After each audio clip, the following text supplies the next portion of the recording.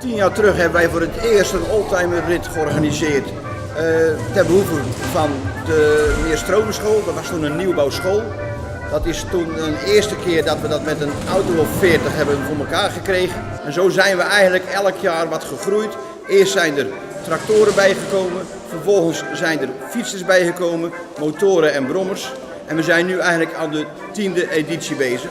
Het is ons jubileum en dat is ook de reden dat we eigenlijk dit jaar voor het eerst ook extra auto's hebben toegelaten.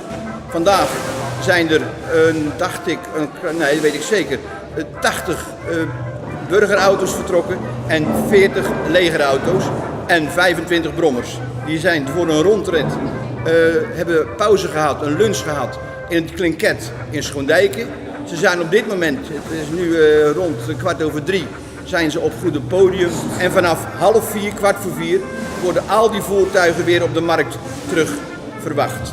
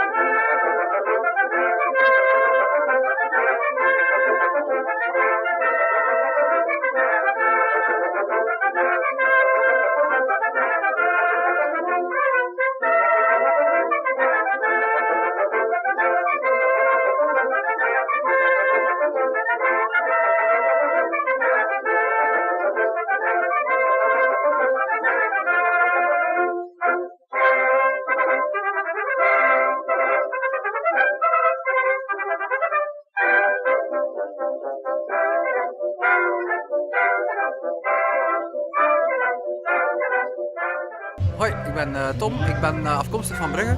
Dit is mijn voertuig. Een Nederlands voertuig van 76. Ik zelf ben dus eigenlijk van België, maar ik hou van het Nederlandse leger, zeg maar. En vandaar dat ik hier ook aanwezig ben in Groede om te genieten ten eerste van de rondrit, die trouwens perfect was. En ik ben er eigenlijk echt heel blij om. Het is voor mij de eerste keer. Ik ben hier samen met een vereniging die dit type van ritten en zo doet.